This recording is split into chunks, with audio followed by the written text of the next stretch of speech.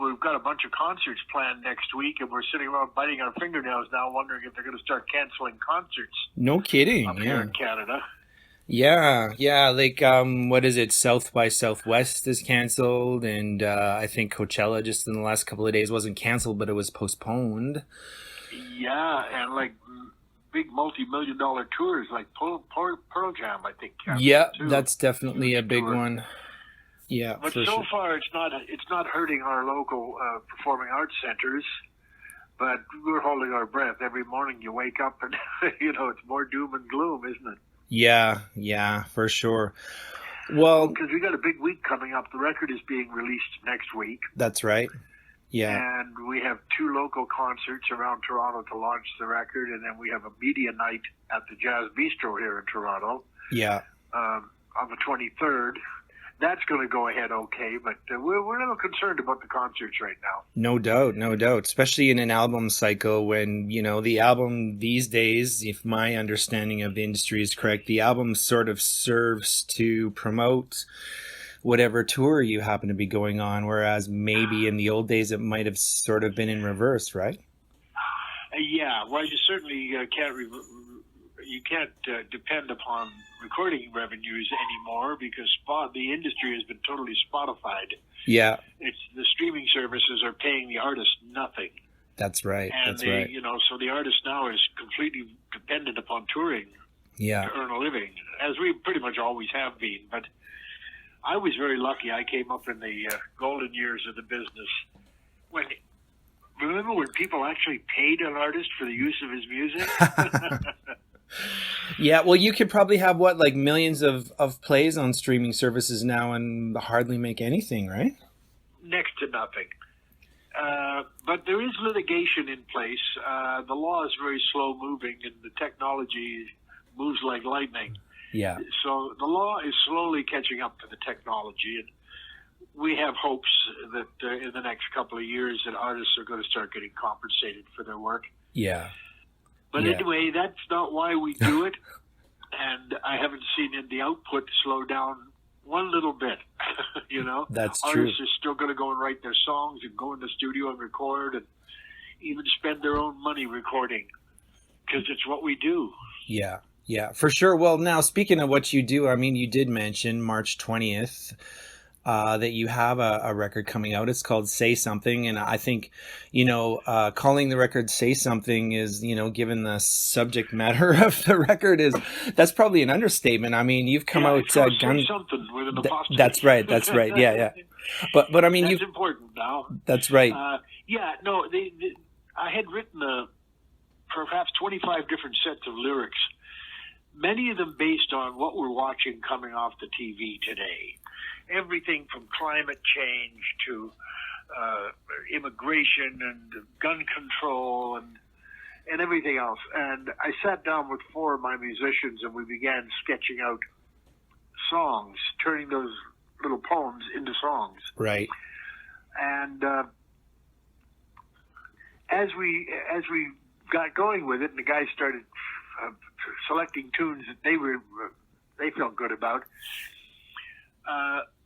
a theme started to develop, and we noticed that we were more and more picking songs that say something, songs that are about life in the 21st century, songs about everyday stuff that we're seeing coming off of the TV every day, and so we started leaning towards those songs, and what we ended up with is a collection of 10 songs that deal with all of those issues. Right.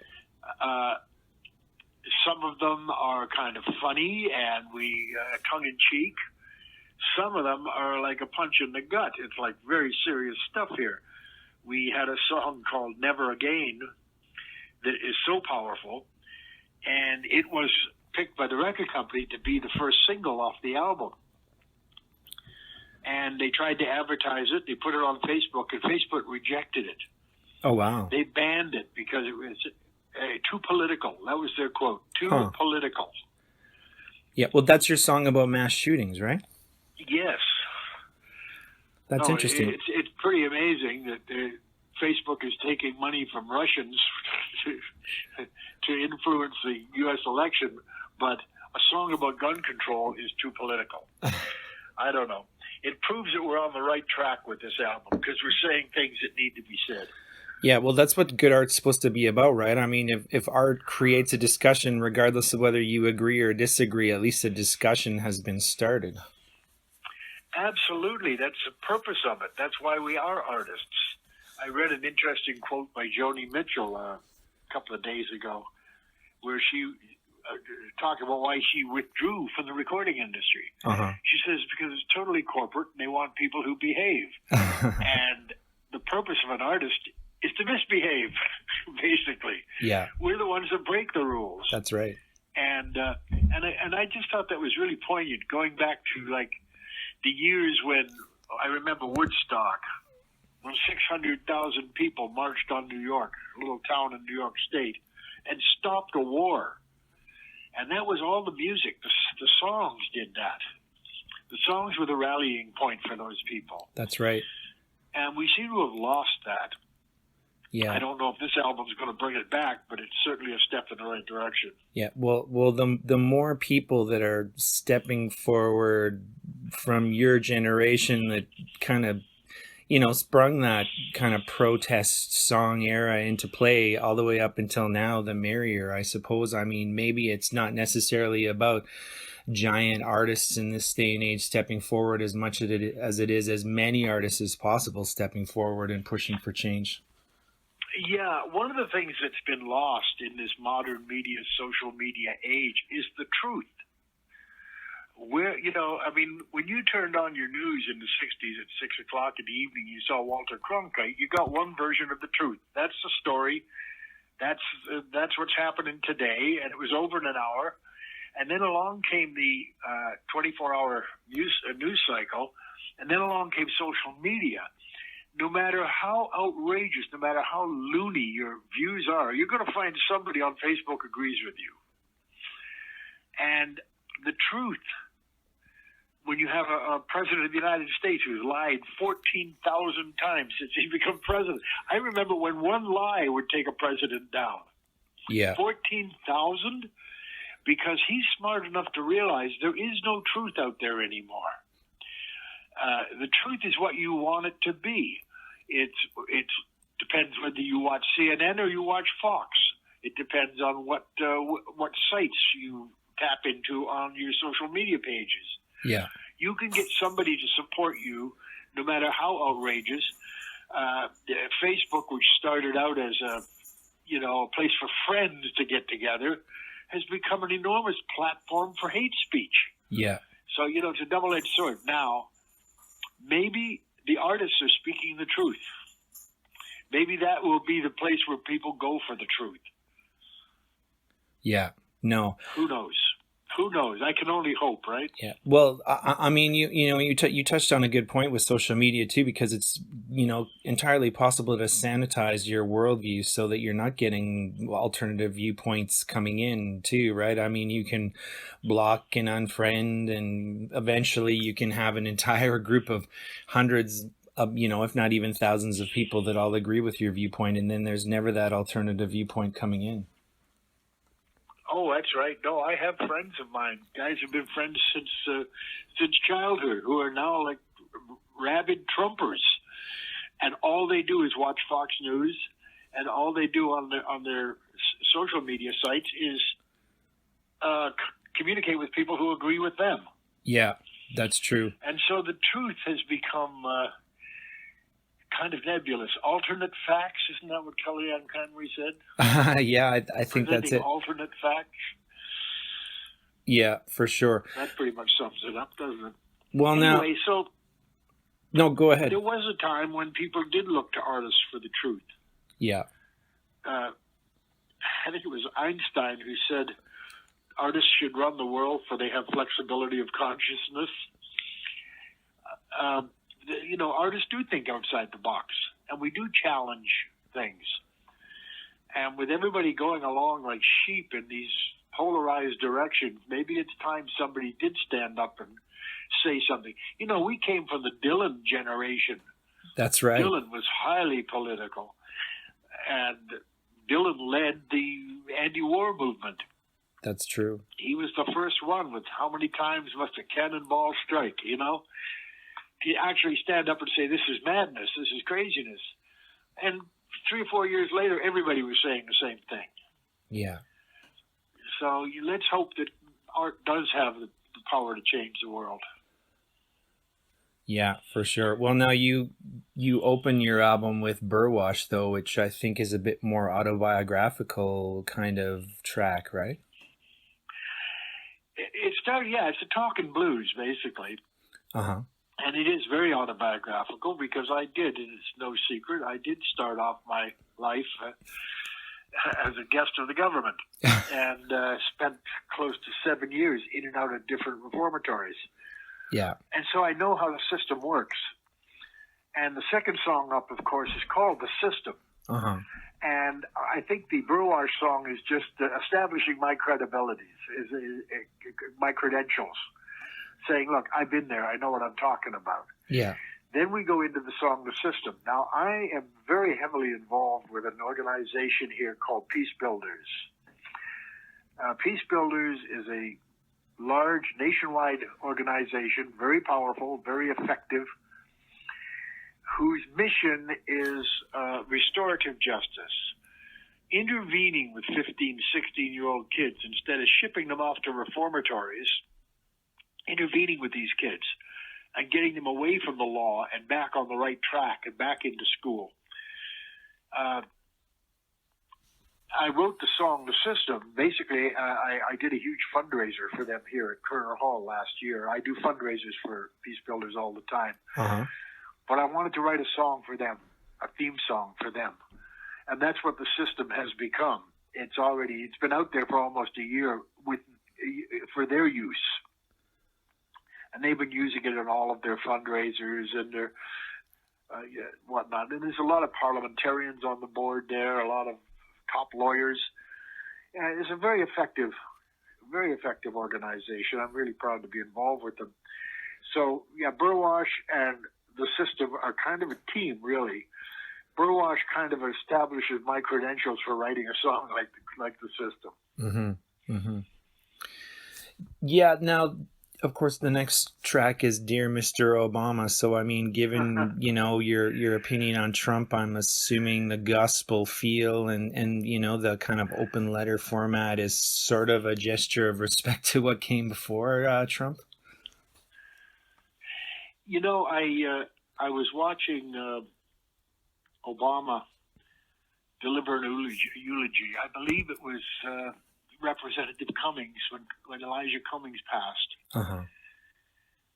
And I just thought the dignity and the class and thoughtfulness that went into that. And then I started going back and looking at a bunch of other Obama speeches. And I fixated on the one where he started singing Amazing Grace in the middle of a eulogy. Mm-hmm. And I thought, my God, can I imagine Donald Trump singing Amazing Grace? No, not in my wildest imagination could I imagine that. What happened to that? What happened to that kind of grace and dignity? Yeah. And the song, Mr. Obama, kind of flowed out of that. And we kept it very gospel, very churchy. I thought that was an appropriate framework for it. Yeah.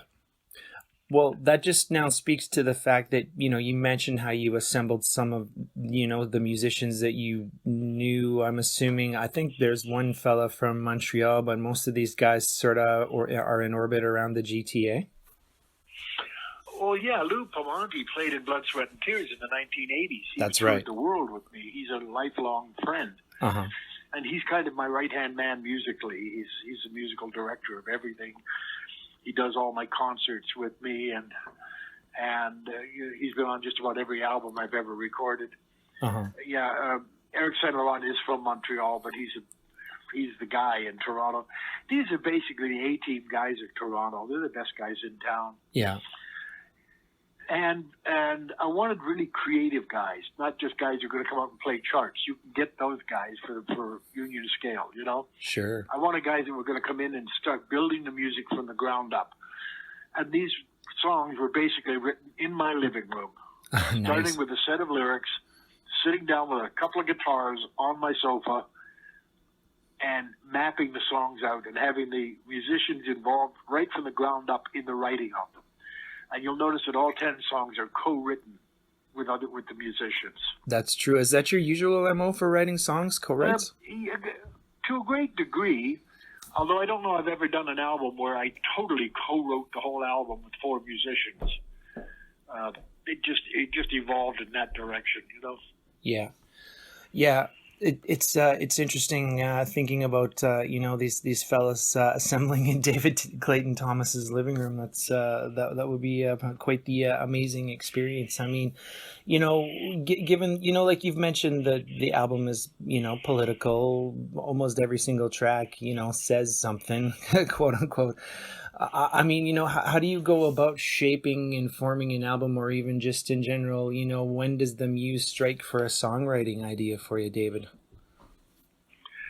Well, I have a little laptop on my coffee table in front of me, and ideas come to me, and I'll just peck away at something. I'll just put down a couple of lines or something, whenever it occurs to me. Sure. When I see something on TV, when something goes by outside the window, when I come home from something. I had been to a fundraising dinner for Peace Builders last year called Spring for Peace, in which we raise a lot of money for the organization. And I came home at 11 o'clock at night thinking all the speakers that I had heard. Everybody from the Lieutenant Governor of Canada was speaking, and we had Beverly McLaughlin, our former Attorney General, not Attorney General, what do they call him up here? Not Attorney General in the States, but the same thing here. Yeah. And I thought of these moving speeches and all the kids that I had met that night, because a lot of our kids, a lot of our success stories were there. And I came home, sat down at 11 o'clock at night after being out the whole evening, and by 3 o'clock in the morning, I had the whole lyric to the system written. Wow. And it was just that kind of influence. Yeah. Well, that's an interesting, that's definitely an interesting way of doing it. I mean, there's some people that basically they need to set aside a dedicated time, or they need to go to Nashville nowadays. That's where a lot of people go to write songs. It seems like maybe the way to go for a lot of people too is to just, basically when that muse strikes, you got to get it out, and that's the way it's got to be. Well, exactly. I don't write because I've got an album coming up. I don't write because I'm going into the studio. Yeah. I write every day. Something. I write something every day. Uh-huh. Sometimes it gets used. Sometimes it gets changed. Sometimes it gets morphed into another idea. Sure. Sometimes it turns into a song. But I think the idea of just putting your ideas down every day is a really good thing to do. Right. Now, I did want to talk to you about This Town as well. I mean, what's your, your main thesis behind that one, David? This Town? Yeah. Well, all you got to do is watch Ottawa or Washington, D.C. for half an hour, and you know where that song comes from.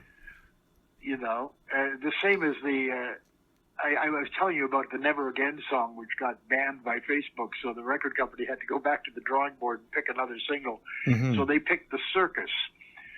And I relate to that because The Circus and This Town are basically the same subject matter. Right. It's this wacky system that we've developed. What did Churchill say? Democracy is a terrible system. It just happens to be the best we've got. It is, and especially in the U.S. I'm living up here in Canada. I'm always amused by how undignified and how crazy wacky the U.S. political system is. We have our elections up here. They're over in about 3 or 4 weeks, and they're usually fairly dignified, and they don't consume the whole country. In the States, the minute a guy gets elected president, he starts running for the next presidency. It's a continual circus. Yeah. And it provides a wealth of material, doesn't it? Yeah. Just watching this sideshow going on all the time, and it never stops. Of course, now we have 24-hour-a-day news coverage, so there's nowhere to hide from it. That's true. So you may as well write about it. So this town basically is about the treacherousness and the corruption and the, if you want a friend in this town, get a dog, that kind of philosophy. Uh-huh. And the circus is basically about the same thing. The circus now is attracting a lot of attention. For some reason, it's more palatable, and Facebook didn't ban it. Although in some ways, it's probably even more political than the Never Again song was. But it's a happy little tune, so it skipped right by. It slipped right by Facebook. Yeah. Yeah, it's pretty incendiary, especially towards the Trump administration. Yeah, well, we live in interesting times, don't we? Speaking of interesting times now, given the fact that you've been in the music business as long as you have, I mean, what are some things that you've learned throughout your time doing what you do that would perhaps still hold true today, David? Well, I was very lucky. I came up in the golden age of the business, when people bought records and songwriters got paid for their songs. And, so I came up with a very fortunate generation. A lot of what I do today and a lot of my mentoring that I do today is the younger artists, especially around my hometown of Toronto here, where, first of all, recording revenue is gone. It's over. Okay, Spotify fixed that. They're not paying anybody anymore, so they just blatantly came out and just said, no, we're not going to pay anybody. We're going to use your music. We're going to sell it. We're going to pay billions of dollars to the record companies to rent the music, and then we're not going to pay the artists at all. That's the business model. So that really undercuts a young artist coming up. The other thing is the disappearing of the live venues. When I came up in the 60s, there was maybe 20 bars on Yonge Street, going all the way from King up to Bloor. You could work all year long, 2 weeks in this bar, 2 weeks in the next bar. You could work all year long and never leave Yonge Street, playing 5 shows a night, 6 nights a week. That's gone. The big condos have taken over. The condos are more profitable than music clubs. And so a lot of our music clubs are closing down here. We lost the beautiful Montreal Bistro a few years back. We just lost Hugh's Room this year. Right now, there's only about, believe it or not, in this city of 3 million people, there's only about 4 or 5 music clubs, places where you can go to hear live music. Wow. So the young artist coming up today has really got a tough road to hoe. Yeah.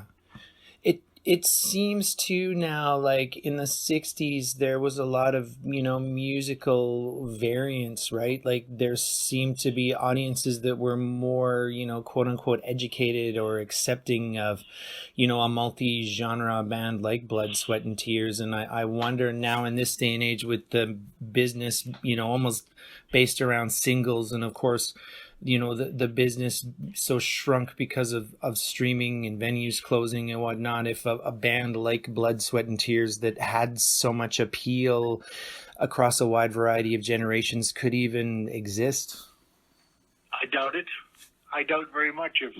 If I were to start a Blood, Sweat and Tears this year, no, wouldn't stand a chance. First of all, where would you put a 9-piece band? That's true. Yeah. We don't have the clubs. We don't have the places to play anymore. So, first of all, you need the live venues. Then you need an industry that supports it. Most of the independent record companies, and that's where a lot of the creativity comes from, the independents. Yeah. Out west there, you had Stony Plain, for instance. True.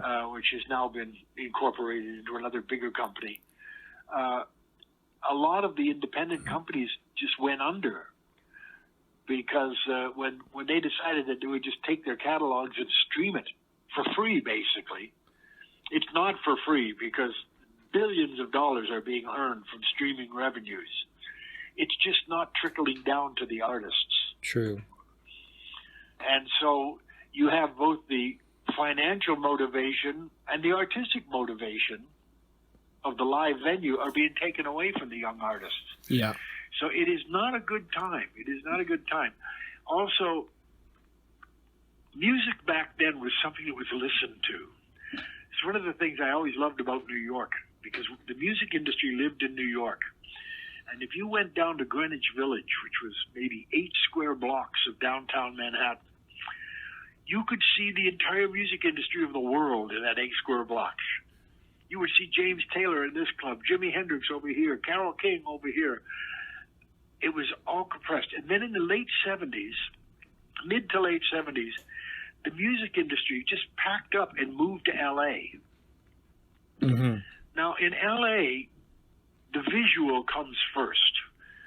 L.A. has always been a movie town, and the music was subservient to the movie.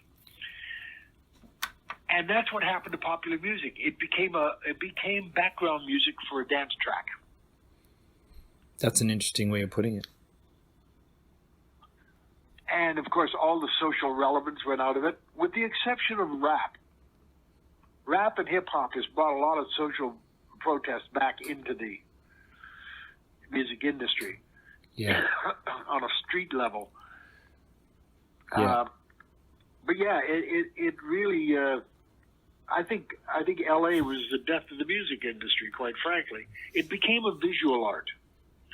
And I remember, and I'm sure you do, being a kid, listening to a great record and closing your eyes and seeing the pictures behind your eyes, you know? Yeah, definitely. The music was visceral. It was visual. You could see the notes.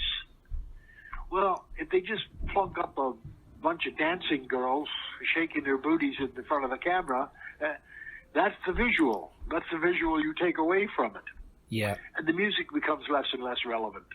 Yeah, true. And I'm still old-fashioned, and I'm too old to change now, so I'm still writing music that I hope is relevant. Well, with that being said, David, it's definitely been a pleasure and an honor having you on Down to the River radio show today, man. Thanks for coming down to the banks of the North Saskatchewan with me. Yeah, I'd like to come out and visit. Maybe we'll get some gigs out there later on this year. For sure, the E.A. Rawlinson Center for the Arts, that's probably the soft cedar venue that would, hopefully, not that I have any sway in what I do, but hopefully they would welcome you with open arms. Yeah, I know about that place. It's a beautiful place. Awesome. That's the kind of places we're playing right now, like 1,000 to 1,200 seat performing arts centers. For sure. Well, right on, David. Like I said, thank you for your time, and it was a pleasure and an honor speaking with you today, man. Much appreciated. All right, Scott. Pleasure talking with you, and stay warm out there in chilly Saskatchewan. We'll certainly try. Have a good day.